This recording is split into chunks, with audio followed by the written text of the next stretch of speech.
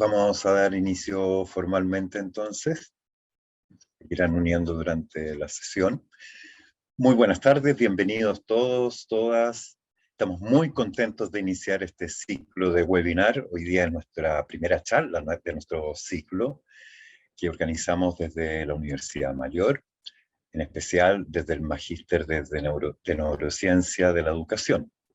Y nos acompaña Verónica Pantoja, quien es coordinadora del Magíster en la sede de Temuco, y yo que soy su par en la sede de Santiago.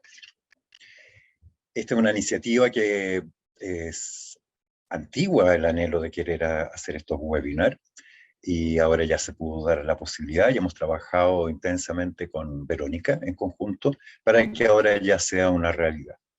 Queremos abordar diferentes temas, abrir la mente con estos temas, y ojalá que cada uno de estos sea un temblor fuerte para cada uno de nosotros que nos permita ir cambiando nuestros paradigmas, nuestras miradas y todo. Finalmente de eso se trata la neurociencia, que nos pueda ampliar nuestra mirada, la plasticidad cerebral, bienvenida, en fin. Y para esta primera sesión hemos invitado al doctor Mauricio Hidalgo, un excelente divulgador de la ciencia y una excelente persona con la cual hemos compartido en el pasado numerosos seminarios y numerosas actividades. Él estudió en escuelas y liceos públicos, en los años en donde estudiar en dichos establecimientos era una posibilidad real para generar metamorfosis, creación y discusión, donde los niños y las niñas soñaban con un mundo lleno de posibilidades. Posteriormente estudió licenciatura en biología en la Pontificia Universidad Católica de Chile. El tema de la biología lo apasionó absolutamente y entonces hizo un doctorado en biología en la Universidad de Chile. Su doctorado particularmente fue en el área de la microbiología. Sin embargo, conociendo ahí todos los procesos que conocemos en detalle en los microbios, en los de la microbiología, todo cómo funciona, toda la biología molecular y su DNA se fue interesando más ampliamente, no solamente en estos seres vivos, y de ahí fácilmente pudo derivar entonces a lo que es neurobiología, neurociencia, en fin. Es un muy buen conversador, disfruta del jazz, del reversatrol, abundantemente, y de largas tertulias donde puedan con sus pocos amigos, contados amigos, más bien buenos amigos, buscar arreglar la educación y la salud. Es un muy buen divulgador científico, tiene libros publicados de divulgación, particularmente voy a mencionar uno que se llama Epigenética y Educación, y que es el tema al cual nosotros lo quisimos invitar hoy día a que nos hable justamente de epigenética y educación. Eso no lo sé. Si son muchos no amigos, eso va a haber que preguntárselo al profesor Mauricio. Profesor, toda la pantalla y el micrófono para usted. Muchas gracias por haber aceptado y ser el que inicia entonces este ciclo de webinar.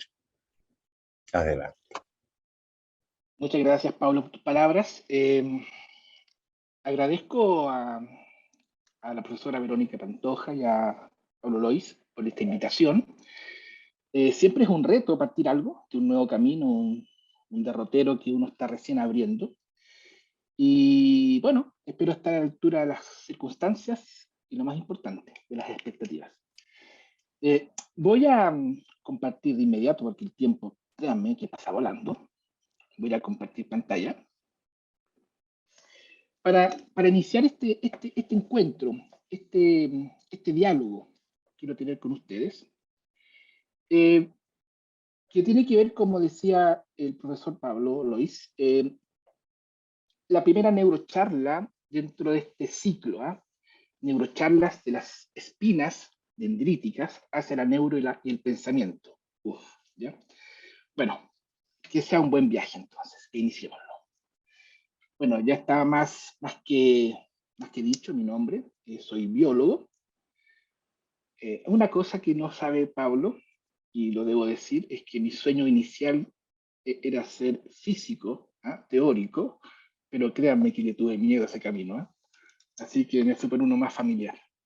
Y hace ya unos 10 o 12 años me encantó, me enamoré de la epigenética y todas sus ramificaciones, ¿eh? Epigenética biosocial, epigenética ambiental, epigenética evolutiva, con todas las repercusiones que esto tiene en el ser humano. Y ahí obviamente también está de la mano la neuroepigenética. Entonces espero que esta tarde podamos hablar un poquito de esto, pero dentro de un contexto, ¿eh? Del contexto que nos invita esta charla. Epigenética y neuroeducación como título principal, y yo le agregué un subtítulo, hacia una educación basada en evidencia. Entonces, si nosotros hacemos esto, yo los quiero invitar, como siempre, siempre yo hago. Esta es una invitación a la reflexión, al diálogo, a, a repensar lo que hemos pensado, a de saber lo que hemos sabido y incluso dudar de la propia duda. ¿No? Y así iniciamos esta invitación con un primer tema. Es curioso, ustedes se llamarán la atención, pero esta presentación la fui escribiendo como si fuera un libro. ¿Eh? Por un tema de orden, ¿eh? Un tema que permite orientarnos hacia un derrotero ya conocido. Nuestro primer como capítulo es hacia una educación basada en evidencia. Y lo primero es preguntarnos, no, ¿qué es esto de la evidencia? Y por definición, el texto tiene que ver con aquellos hechos, aquella información que aceptamos en nuestro marco de creencias y proposiciones y le damos cierto valor de verdad, de validez, de veracidad. Importante esto, ¿eh? Importante porque quiere decir que todo va a depender de nuestro marco conceptual de qué hechos o qué tipo de información vamos a validar. Independiente de qué marco conceptual usemos, toda evidencia la podríamos interpretar como una prueba en favor de algún hecho, alguna creencia. En este contexto, si estamos hablando de educación basada en evidencia, no podemos quedarnos con una visión reduccionista de esta problemática, porque tenemos que ser integrales. Estamos trabajando con seres humanos muy complejos, donde hay muchas variables involucradas.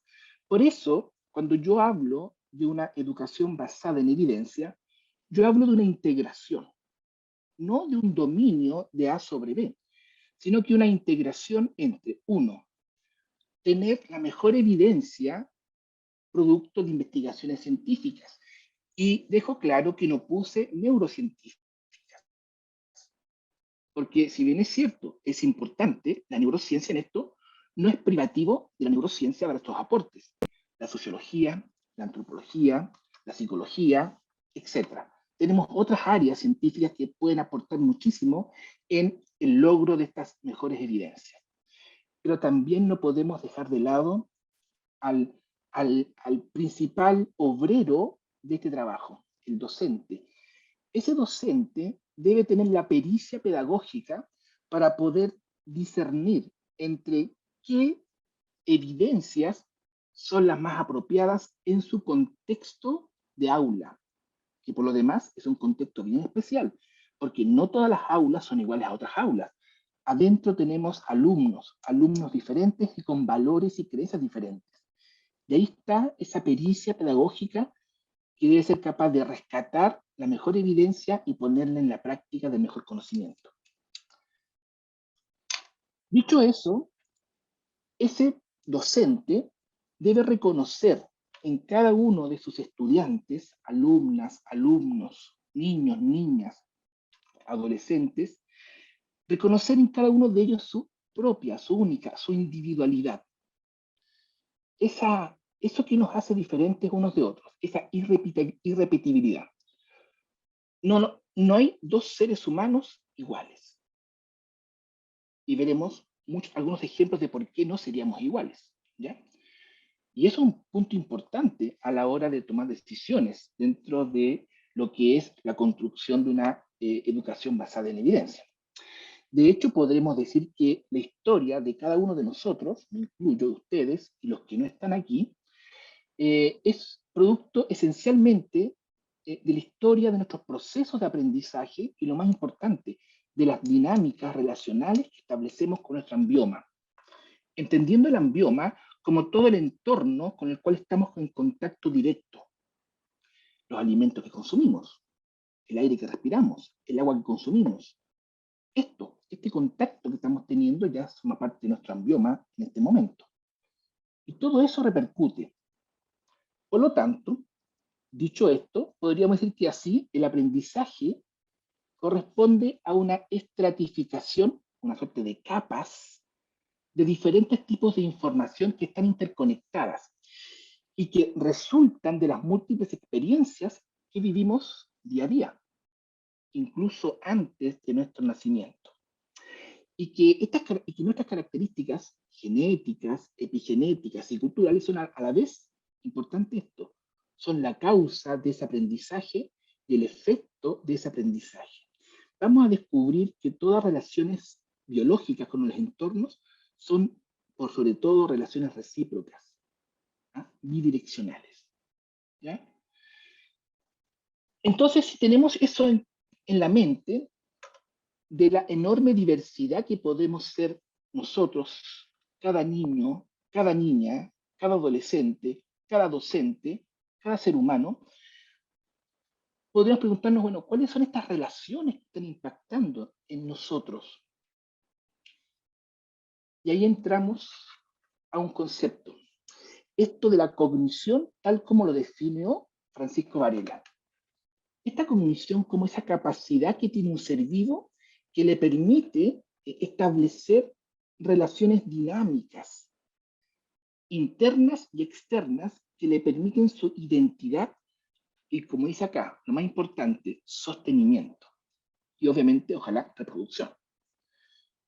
Si tenemos esto en mente, es imposible que un ser vivo pueda mantenerse vivo si no logra establecer estas relaciones dinámicas y recíprocas, adecuadas, coherentes con su medio externo. Es cosa que coloquemos a un ser humano sin ningún tipo de elemento extraño en la luna. Obviamente, tiene características y propiedades para vivir, pero no ha logrado una relación coherente con su entorno. O sea, ahí esa vida no es posible, ni la identidad, ni sostenimiento, ni reproducción. Esto ya nos empieza a sonar de que parece que el individuo no es el único elemento a considerar en el desarrollo y sostenimiento de un ser vivo. Pero es algo más concreto. ¿Con qué nos estamos hoy día relacionando? ¿Con qué estamos en contacto? Bueno, estamos viviendo, seguramente muchos de ustedes están en Santiago o en alguna otra gran urbe o ciudad. Y encontramos que hay elementos externos que están constantemente impactándonos de una forma o de otra. El entorno urbano, la arquitectura del lugar donde vivimos o trabajamos, los espacios verdes, el capital social, unos más, otros menos, aspectos climáticos y geográficos, donde vivimos o transitamos diariamente, el ejercicio que hacemos o el que no hacemos, el tabaco que fumamos o no fumamos, el tipo de agua que bebemos, un agua que está bien, está potabilizada, o uno que está potabilizada pero tiene metales pesados, por ejemplo. Y así, todos estos elementos van literalmente a incrustarse bajo nuestra piel.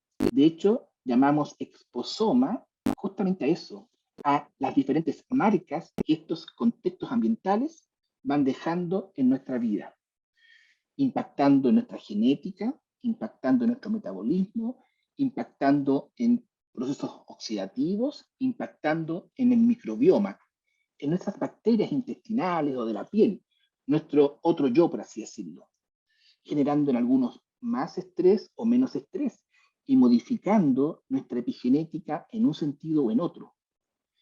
Pero no solamente es importante el tipo de estímulo que estamos recibiendo, también es fundamental en qué momento lo recibimos, en qué ontogenia, cuando estábamos en el vientre materno, cuando estábamos haciendo nuestra vida como pequeños neonatos, lactantes, niños o niñas. ¿Por qué es importante eso? Es fundamental tenerse en consideración porque de alguna manera, querámoslo o no, esos primeros impactos van a predisponernos, no estoy usando la palabra determinación o determinismo, pero sí una predisposición a cómo podría ser nuestro futuro y más importante, nuestro envejecimiento. Ese cambio continuo desde el primer día de vida comienza a impactarnos de una forma o de otra. No todos vamos a envejecer igual, porque no todos compartimos los mismos estímulos y los mismos momentos. Nos hace diferentes. De alguna manera, entonces, a modo de resumen de lo anterior, podemos indicar que el fin último de nosotros, nuestro bienestar, eso que buscamos día a día, resulta de una interacción recíproca entre diferentes factores, nuestro genoma, nuestros genes, por supuesto, el ambioma, donde vivimos, también nuestras marcas epigenéticas. Y a su vez interesante como el ambioma afecta a ambos de forma similar. Pero lo más interesante es cómo el genoma también impacta el epigenoma y el epigenoma impacta el genoma. ¿Ya? Y todo esto, obviamente, este es un fotograma. Este fotograma hay que imaginárselo en una película que va cambiando en el tiempo, resultando finalmente en grados de vulnerabilidad del niño, la niña o adolescente, o en grados de resiliencia de los mismos. Y eso finalmente va a repercutir en cómo me siento yo hoy día en mi entorno y en mi vida. O sea, ese bienestar eudaimónico, ¿ah? No solamente el bienestar hedónico, ¿ah? Esa felicidad fugaz, ¿ah? Transitoria, sino algo mucho más complejo. Por lo tanto, vamos a intentar explicar un poco cómo va ocurriendo esto en nuestro desarrollo. Y para eso vamos a partir con los genes. No es extraño que aún queden afirmaciones como esta. Esta persona es como es, o presentó este cuadro patológico, o tiene estas dificultades cognitivas porque tiene genes malos, o él sacó genes buenos. Es como que estuviéramos diciendo que uno es pasivo y está resignado a que nos dan genes buenos o genes malos. Bueno, por mucho tiempo caímos en un genecentrismo exagerado. Todo era genes y ADN. Tu genética es mala, no vas a lograr esto. O él tiene buena genética, va a lograr esto. Bueno, por eso estábamos tan entusiasmados de conocer el genoma humano. Porque si el genoma humano tenía que ver con genes buenos, genes malos, los podríamos conocer, quizás corregir. ¿Y qué descubrimos? Cuando en el año 2001 aparece el primer borrador del genoma humano, lo que constatamos es que parece que la cosa era un poco más compleja. Letras y más letras que parecían decir nada, o quizá mucho, ¿ah? Pero no podíamos interpretar. Eso que estaba ahí, esas letras, las llamábamos, o las llamamos todavía, información genética. Pero esa información genética, esa secuencia de letras, no deja de ser más que una línea monodimensional. Y parece que la información genética es un poco más compleja. Eso que les mostré recién no es más que un constructo, no es más que una abstracción genérica de una imagen unidimensional de algo mucho más complejo. Sería como creer que porque yo veo una foto y que es plana, me imagino que el mundo es plano y pierdo esa visión de profundidad de ese mundo. Bueno, parece que el genoma verdadero es mucho más complejo y no es lineal, unidimensional, sino que además es tridimensional y lo más importante, es dinámico. Puede ir cambiando esta información dependiendo de los estímulos que recibamos día a día y de los estímulos que estamos heredando de nuestros ancestros. Porque, ojo, heredamos también experiencias ancestrales, cosa que dicho esto hace unos 20 años atrás, yo habría sido tirado a la hoguera. ¿Ya? ¿Cómo es esto? ¿Cómo es esto de que la información genética es mucho más compleja, es tridimensional y dinámica? Bueno, podríamos hablar de las resonancias. Ese concepto físico, cuando una onda incide sobre un cuerpo y lo hace vibrar, entró en resonancia, donde la onda es lo perturbador y ese cuerpo es lo perturbado. Pero descubrimos a su vez que ese cuerpo perturbado al vibrar crea una onda que es capaz de perturbar al cuerpo que inicialmente actuó como perturbador. O sea, volvemos a encontrarnos con estas relaciones recíprocas. ¿Ah?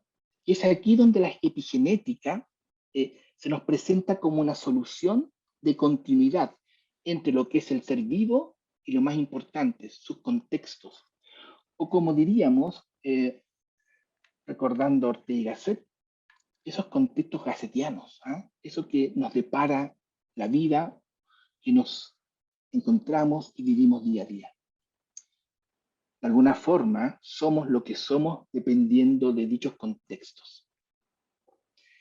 Es decir, nuestras experiencias, nuestra permeabilidad al mundo exterior, va generando cambios epigenéticos en nuestro genoma. Estas marcas que se van colocando y que le van dando a esta información inicialmente unidimensional un aspecto distinto, como que la información se fuese contorneando de alguna manera, y esa contorsión informacional es totalmente dependiente de las experiencias y que podemos detectar, podemos medir metilaciones del ADN, acetilaciones de histonas, metilaciones de histonas. O sea, todas las experiencias van quedando de alguna forma registradas aquí y que podríamos medir en algún momento con bastante precisión. Es decir, todos los estímulos a los cuales nos enfrentamos desde pequeñitos o incluso antes del nacimiento, incluso antes de la concepción misma, depende de unos editores, escritores, que van colocando estas marcas epigenéticas dependiendo de una experiencia o de otra, o borrando algunas marcas dependiendo de alguna otra experiencia. Y de esta forma, como aquí más o menos intenta decir, voy apagando genes, reprimiendo genes, o voy activando genes. Voy jugando con un off y un on de genes. Y todo esto, insisto, dependiente de las experiencias de los estímulos día a día. Estos situaciones que estamos viviendo constantemente tienen algunas características. Son reversibles. Las podemos borrar y colocar en otro lado. O sea, son evitables. Son totalmente dependientes de factores ambientales. Podemos heredarlas a nuestros ancestros, como veremos un poquito más adelante. Y en rojito no voy a entrar en detalle, este último en rojo lo voy a mencionar, estaría para otro Waymark. En ocasiones, estas marcas epigenéticas son capaces de alguna forma, potenciar mutaciones genéticas y de esa manera esa información, esa capacidad transitoria se mantiene estable en el tiempo. Lo epigenético modifica lo genético y veremos después también que lo genético modifica lo epigenético. Si somos, por ejemplo, si somos genéticamente idénticos, si nos quedamos con esa idea decimonónica de que todos son los genes, ¿podrían dos personas genéticamente idénticas ser diferentes? Bueno, parece que la respuesta es sí. Dos personas que son en principio idénticas en términos genéticos pueden ser muy diferentes. Los gemelos monocigóticos, por ejemplo. Yo siempre muestro esta imagen porque visualmente es muy amistosa y colorida, claramente. ¿Ya? En las imágenes de la izquierda estamos comparando cromosomas de dos hermanos gemelos de 3 años de vida.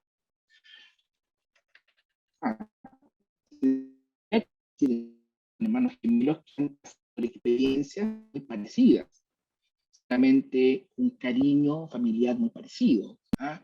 En tiempo similar, alimentos muy parecidos, experiencias muy parecidas. Y vemos que ese color amarillo me está mostrando que las marcas epigenéticas son muy parecidas, o sea, más o menos hay similitud.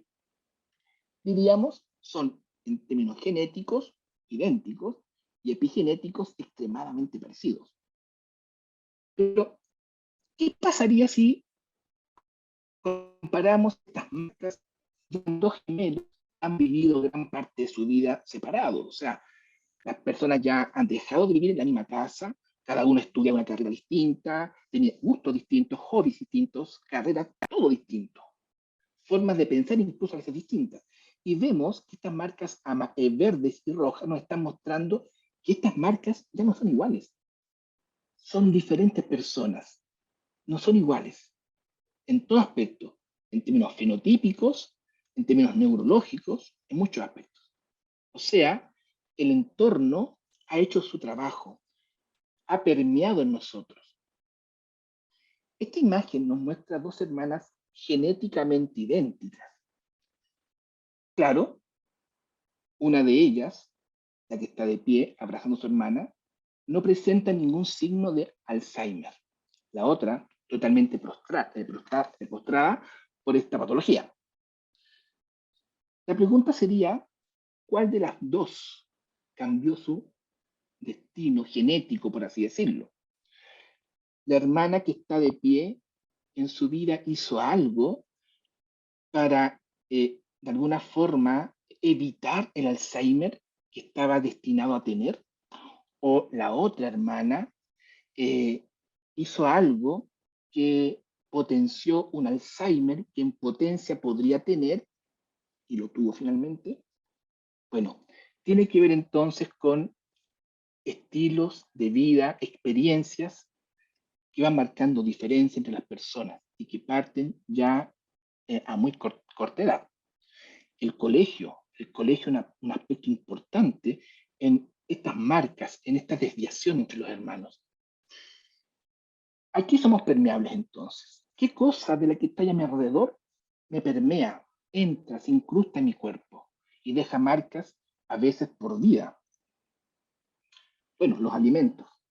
Los alimentos es lo primero que yo descubrí como grandes modificadores del epigenoma, ¿ya?, de las personas. Y no es extraño cuando uno estudia ciertas tradiciones muy ancestrales herbolarias, medicina china, ayurveda, por ejemplo, y recopilo información, ellos ya hablaban de aspectos curativos de muchas hierbas, por ejemplo, la cúrcuma, el té verde, la soya, bueno, el vino, el resveratrol, ¿no?, el cacao. Todos estos presentan componentes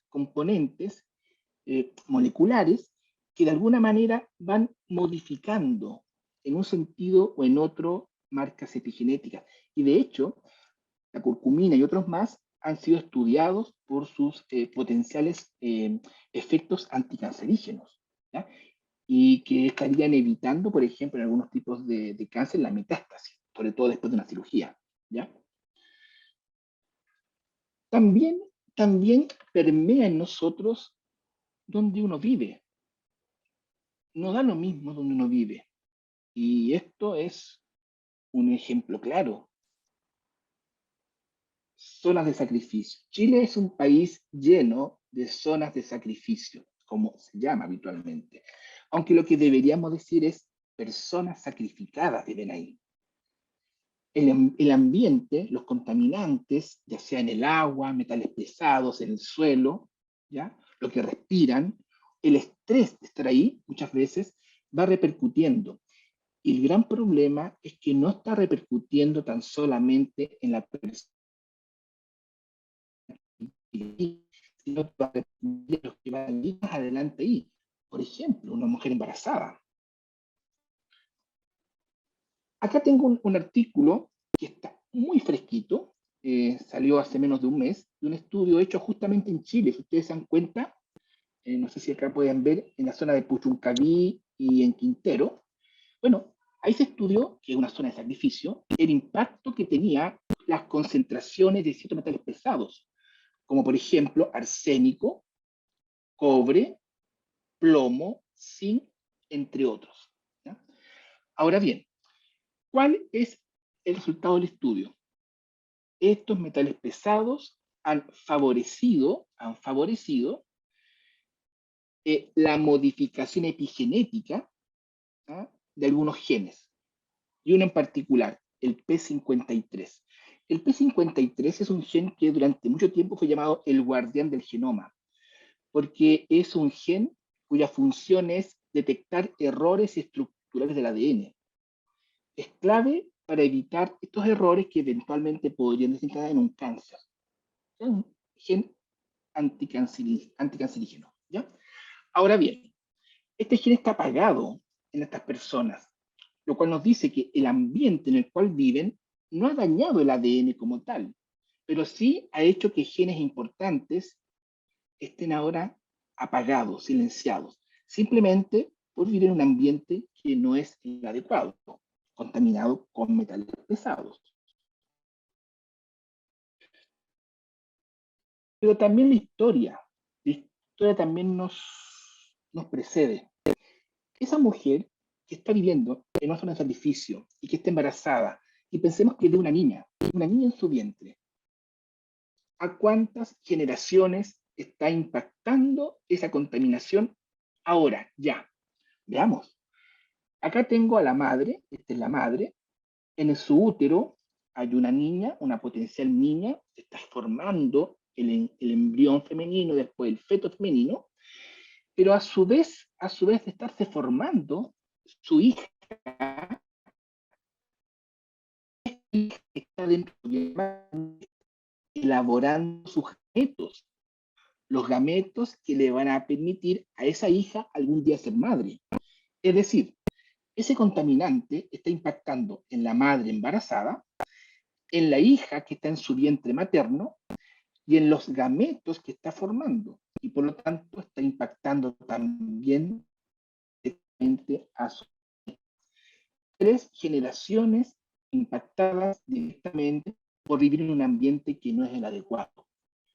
Entonces, claramente, esa hija, esa niña tendrán ciertas desventajas en todo sentido, por ejemplo, cognitivas, y que le van a permitir seguramente no tener una relación de identidad y de mantenimiento adecuado con el entorno.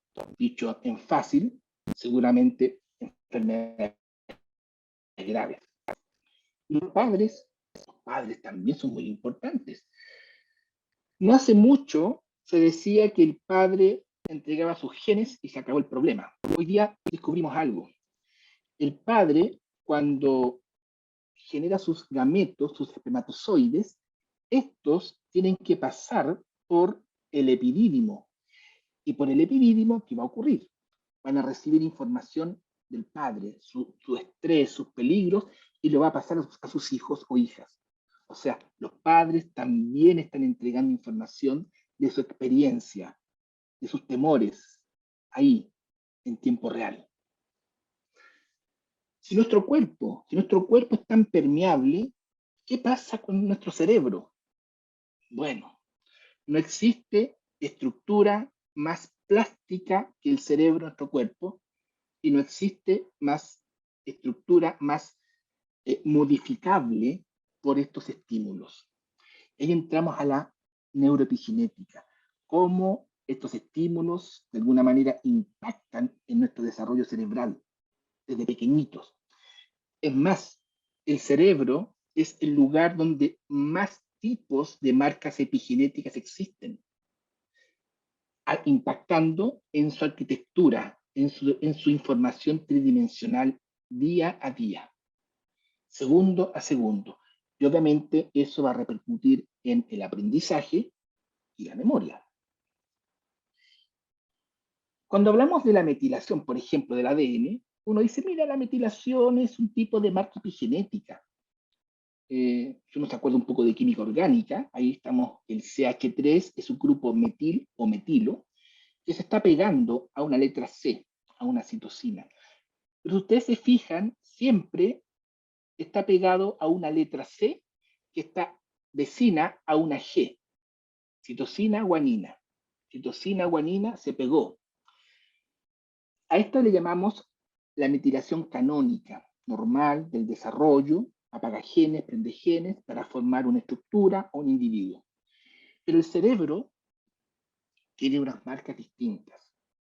Por ejemplo, hablaremos de las marcas epigenéticas tipo metilación no CG. O sea, donde el grupo metil se pega en una citosina, una letra C, que no es contigua a una G, sino que es otra metilación distinta. Si ustedes se dan cuenta en este gráfico acá, esta metilación no CG es especialmente rica en las neuronas, ni siquiera en las glías. La neurona es el tipo de célula donde esta marca epigenética le permite no la estructura, sino la función neuronal, dependiente de estímulo. Es más, si uno va al cerebro del feto, antes de nacer, uno descubre, aquí tenemos una cosita media celeste, que representa a la metilación no CG, esta nueva, no canónica. Vemos que el cerebro de este niño, las neuronas, tienen muy poquita de esta metilación y lo normal son la otra, la canónica, la normal, la del desarrollo, la de formar estructura. Pero una vez que uno nace, oh sorpresa, empiezan las neuronas a enriquecerse de una marca diferente, no CG. De hecho, si uno hace una cinética, un estudio cinético, o sea, en función del tiempo, uno descubre que en el cerebro del niño o la niña, cuando se va desarrollando desde el nacimiento, las marcas epigenéticas canónicas, la típica, la CG, se mantiene como constante en el cerebro de la persona. En cambio, abajo, ¿qué podemos ver? Cómo estas metilaciones no CG, llamadas aquí CH, no CG, van cambiando, van aumentando y presentan una curvatura muy decidora.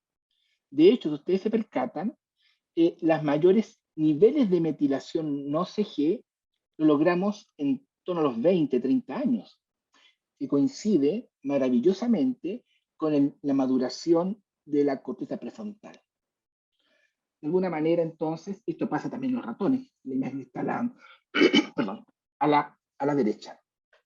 Es decir, los niños, las niñas, desde los primeros meses de vida, van a responder a los estímulos de una forma distinta uno o de otro. Recibo cariño, alimentación sana, si soy maltratado o maltratado. Todo esto va a repercutir más o menos en esta cinética. ¿Ya? Es aquí donde encontramos que las sinapsis entre las neuronas modifican lo que pasa dentro del núcleo. Ese contacto entre dos neuronas no solamente es importante porque es un punto de comunicación, sino que es el sitio donde hace señal que modifica la estructura del núcleo, o sea, este epigenoma nuclear, esta arquitectura. Y al revés, lo que está pasando en ese núcleo está modificando cómo va a ser la sinapsis. Volvemos a este concepto de que el perturbador perturba algo y lo perturbado perturba al perturbador. Una relación recíproca. Aquí, por ejemplo, podemos constatar, acá tengo una sinapsis, acá no, este es un modelo muy simple, pero se entiende la idea. Lo que está pasando en estos contactos funcionales sinápticos, esto de alguna manera impacta en lo que pasa dentro del núcleo, alterando la estructura de la cromatina. Una alteración de la arquitectura nuclear dependiente de estímulos sinápticos, de experiencia, diríamos. Y lo que pasa acá, en el núcleo, va a repercutir mediante algún tipo de mensajero, por ejemplo, una R de mensajero, en lo que pasa ya en las espinas dendríticas. Es decir, perdón, es decir, mientras más estimulemos una sinapsis, ese núcleo va a cambiar y mandará señales para que allá, donde está la sinapsis, se desarrollen nuevas espinas sinápticas, perdón, dendríticas, para permitir mayores conexiones, porque algo está pasando ahí importante. Importante porque seguramente está recibiendo estímulos que lo harán responder coherentemente a ese ambiente. Acá tenemos un ejemplo muy simple, no voy a entrar en detalle, pero la idea es que en estos experimentos de aprendizaje condicionado, clásicos, pavlovianos diríamos, cuando estudiamos la neurona, qué pasa en su núcleo, vemos que según el proceso del aprendizaje va cambiando las topologías de la cromatina, hasta que logra unos cambios arquitectónicos tridimensionales que permite la consolidación, por ejemplo, de la memoria. O sea, el aprendizaje y posteriormente esta memoria consolidada son totalmente dependientes de estos cambios arquitectónicos que a su vez dependen de las marcas epigenéticas producto de las experiencias. ¿Ya? Y estas marcas serían claramente las ¿no? Es decir, estamos diciendo que la información genética esa lineal que tenemos al comienzo, producto de las marcas epigenéticas dependientes de la experiencia, se van contorneando de alguna manera, generando información, o mejor dicho, distintos tipos de información, dependiendo de los tipos de estímulos que yo recibo y en qué momento los estoy recibiendo. Este cerebro, por lo tanto, es extremadamente permeable, sobre todo en periodos sensibles, primeros años de vida. Es ahí donde, por ejemplo, la lactancia materna se vuelve fundamental en nuestro neurodesarrollo. Todos sabemos que la leche materna es exquisita, rica, formidable, llena todos los requerimientos del lactante. Y que ojalá la mamá de lactancia exclusiva, ad libitum, al menos 6 meses de vida. Claro, aporta agua, carbohidratos, lípidos, pero fíjense bien, al lado derecho, aporta otras cosas que son tan importantes como los nutrientes tradicionales. Por ejemplo, células troncales. En la leche hay células troncales que van a poder entrar al lactante y no solamente el tracto digestivo, sino que van a poder entrar a la circulación sistémica y llegar a diferentes órganos, a la médula ósea, al hígado, al vaso, a los pulmones y al cerebro. Hay estudios que han evidenciado que la leche materna, este es un estudio hecho en roedores, pero hay otros estudios que estarían indicando lo mismo en seres humanos, que estas células de la madre que han pasado la son de llegar e implantarse, anidarse en el cerebro, en particular en el hipocampo, en particular en el giro dentado, una zona importantísima en la formación de nuevas redes sinápticas involucradas en el aprendizaje y la memoria. Por lo tanto, las preguntas que son obvias de hacerse es, ¿qué tanto repercute en el desarrollo neuronal y cognitivo de los niños y niñas la falta, por ejemplo, de lactancia materna necesaria y suficiente? Son preguntas abiertas que algún día ojalá podamos responder, ¿ya? O el maltrato, o la negligencia, o el abandono. Por ejemplo, aquí tenemos dos imágenes de cerebros de un niño normal de 3 años, no abandonado, ha recibido el estímulo, el cariño y todo lo que corresponda, y al lado uno que ha sido abandonado, no atendido, Y seguramente no se trata solamente de no sentir cariño, sino que no atenderlo también implica mala nutrición, malos estímulos cognitivos, etc. O sea, es realmente doloroso saber que hay niños que, producto de la negligencia de los padres o de la sociedad incluso, puedan ser tan afectados con no muy agradables cuando uno es adulto.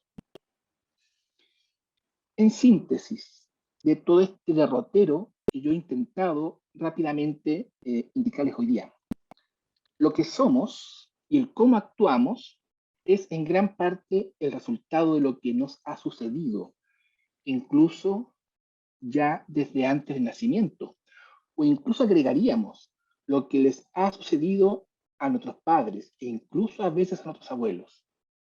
O sea, lo que hemos heredado, experiencias ontogénicas en combinación con eso que llamamos innato, con lo cual llegamos a este mundo, y que no solamente es genético, también, como vimos, es epigenético.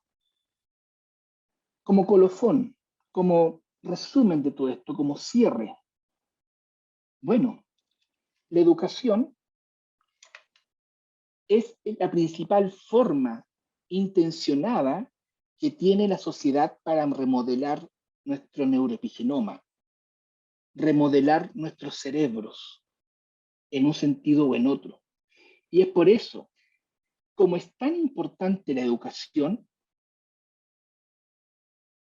que era la evidencia o las evidencias científicas, culturales, antropológicas, sociológicas, que nos permitan finalmente entregar herramientas y que el docente, en su expertise, en su ojo clínico, diríamos, sea capaz de tomar lo más adecuado para su grupo curso, porque no todo grupo curso es igual a otro grupo curso. O sea, esa individualidad tiene que ser capaz de percibirla, de entenderla, y no empezar a generar modelos a seguir o métodos mágicos que van a hacer un cambio en la persona, porque no todos, como vimos, somos iguales, aunque seamos en principio genéticamente idénticos. Por eso, bueno, les doy las gracias por su paciencia. Ha sido muy corto el tiempo, pero creo que algo hemos logrado resumir. Y termino con: yo soy mis relaciones dinámicas con mi entorno. Muchas gracias. Muchas gracias a ti, Mauricio, de lograr resumir este tema tan complejo en tan poco rato. Te queremos agradecer que lo hayas podido hacer. No, Nos gracias a quedan unos ustedes. 5 minutos, 7 minutos para responder un par de preguntas, pero antes de responder las preguntas, te quería pedir eh, justo una parte que se cortó un poquitito, si pudieras resumir hacia el final cuando estaba mostrando esa diapositiva de que se insertaban células madres de la madre vía lactancia en el hipocampo, y que, bueno, estaba mostrando una fotografía de lo que sucedía en el ratón, pero también en humanos, sí, un resumen de esa parte. Bueno, estamos conversando sobre Es. lo permeable del ser humano, y reconocer que entre los elementos que permean y se incrustan en nosotros, ya mucho más que bajo la piel, están células troncales entregadas por la madre. De hecho, ojo, algo que no comenté por el tiempo, Pablo me da más oportunidad, en nuestro cerebro se estima que hay células madre, no solamente de nuestra madre, sino de nuestra abuela, 2 o 3 generaciones distintas, en este microquimerismo cerebral. Ahora, ¿qué importancia tiene esto? No sabemos, pero como yo siempre digo, cuando un fenómeno biológico es seleccionado y se mantiene en el tiempo, es porque algo tiene de importante en los eventos de mantenimiento y evolución. Acordémonos que en el hipocampo tenemos neurogénesis. La pregunta que uno podría plantearse es: ¿qué tanto afecta en la neurogénesis adulta si esa persona no pasó por lactancia materna, ¿Tendrá más neurogénesis o tendrá menos? Y ahí las preguntas quedan para los neurobiólogos, ¿ah? Como Pablo. ¿Ah? No sé si eso pudo haber aclarado un poquito más. Sí, sí, sí, que justo se cortó entre medio, entonces pueden haber pensado que no entendían, es porque el tema es bien complejo. Tenemos un par de minutos para preguntas. Si ustedes tienen alguna pregunta, las pueden escribir en el chat Sí, o en preguntas y respuestas. Estamos atentos. sí, hay 4 personas que quieren hablar, así que voy a darle la posibilidad. Vale. Ya tenemos a Alejandra.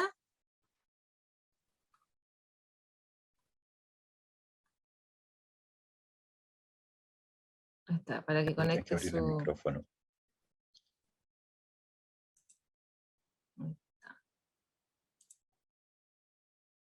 Ahí estoy dando permiso para hablar a Alexandra, Ana y Andrea.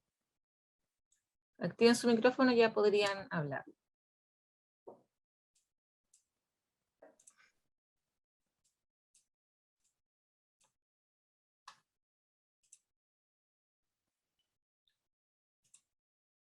Parece que no.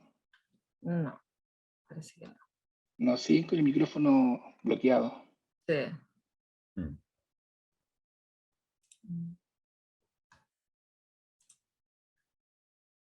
Sí, ya les di permiso para hablar, pero... Quizás sea más... Alexandra dice que era saludó con la escrito. manito. Sí. O quizás por el chat, no sé si no se puede por vía... Sí. Ah, todo claro, dice Alexandra, sí. Ah, vale.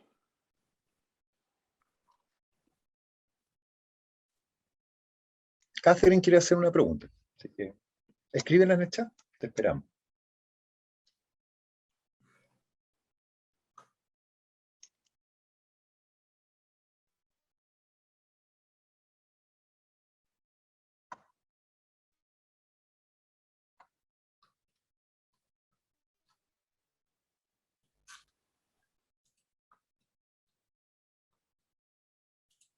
¿Tú lo ves, Mauricio, la pregunta?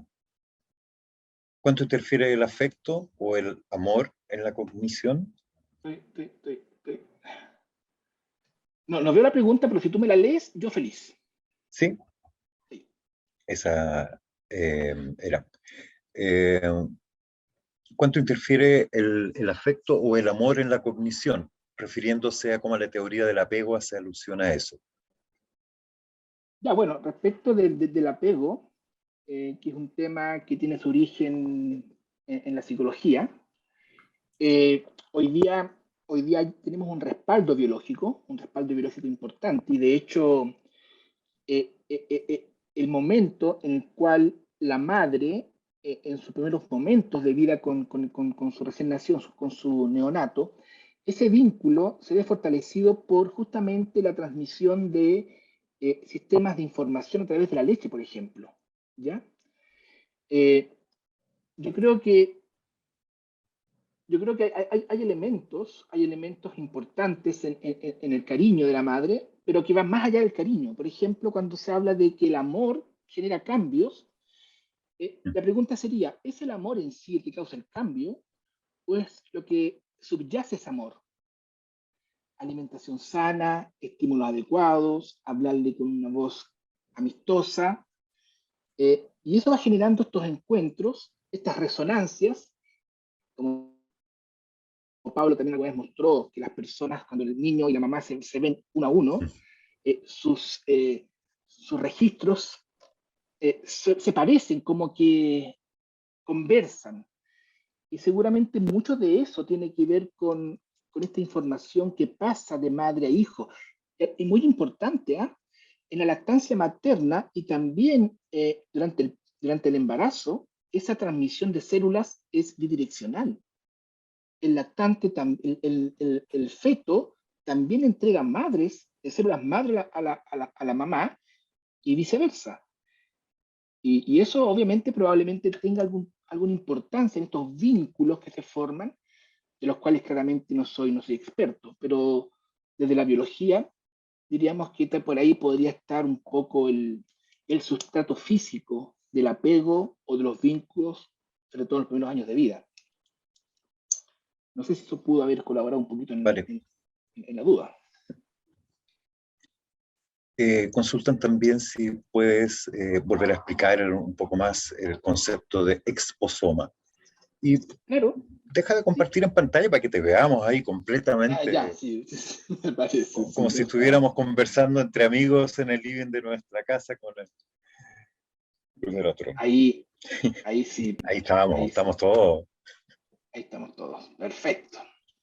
Sí, mira, lo que pasa es que se define exposoma como a todas aquellas modificaciones que ocurren en el individuo producto de experiencias vividas, las marcas.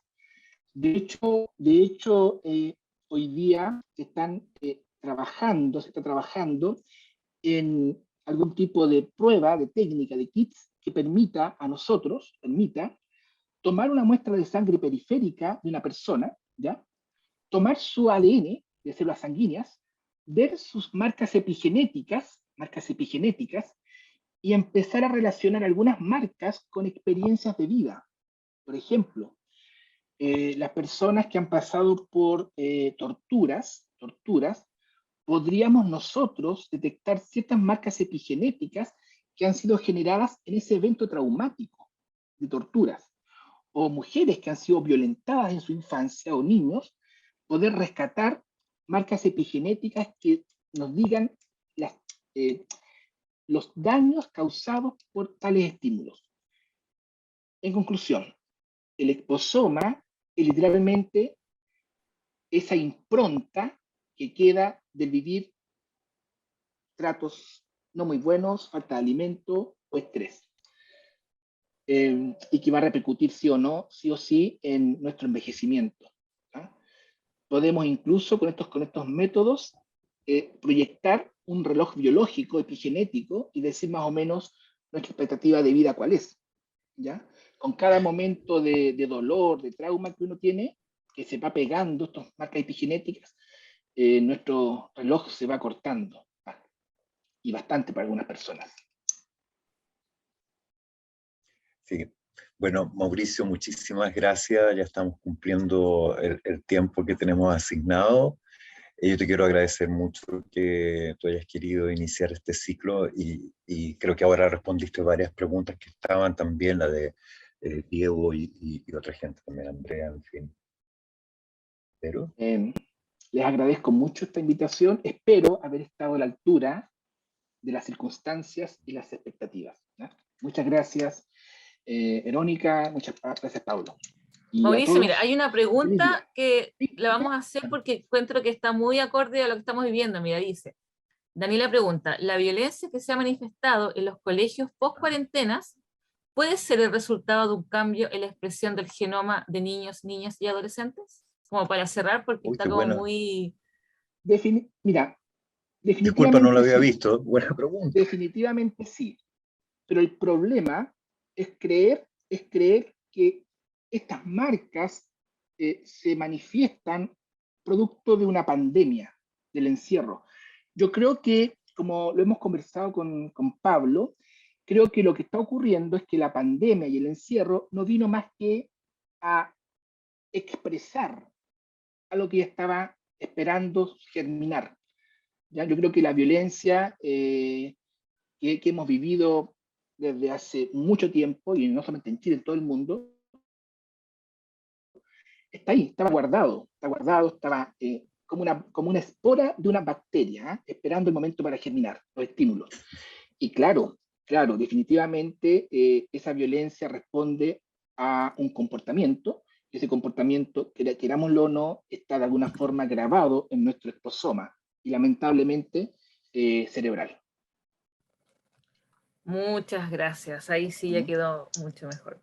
Bueno, agradecemos a cada uno de ustedes la participación. Recuerden que esto va a quedar grabado en webinars.umayor.cl. Ya se va a subir todos los webinars que nosotros vamos a hacer, las neurocharlas que vamos a hacer mes a mes, van a estar subidas todos en webinars.umayor.cl, por lo tanto ahí van a poder acceder a ellas. Y los dejamos cordialmente invitados a nuestra charla de mayo, que se llama Mujer y Neurociencias. Así que les va a llegar invitación también. Nuestro profesor Mauricio dejó muy alta la vara con esta excelente charla, así que todos los invitados que vienen más adelante van a ser tanto representantes del sur de Chile como también del centro y del norte, así que vamos a tener un ciclo muy variado con muchos temas, incluyendo algunos tesistas que van a dar algunos de sus resultados de sus investigaciones, así que los dejamos invitados para mantenerse activos en las redes sociales de umayor.cl, donde van a ir saliendo todas las neurocharlas que se van a ir desarrollando durante este año 2022. Así que muchas gracias, Mauricio, gracias a cada uno de ustedes, gracias a todos. Un abrazo neurocientífico a lo lejos, yo desde Un neuroabrazo. Neuroabrazos, así que muchas gracias por participar el día de hoy. Gracias.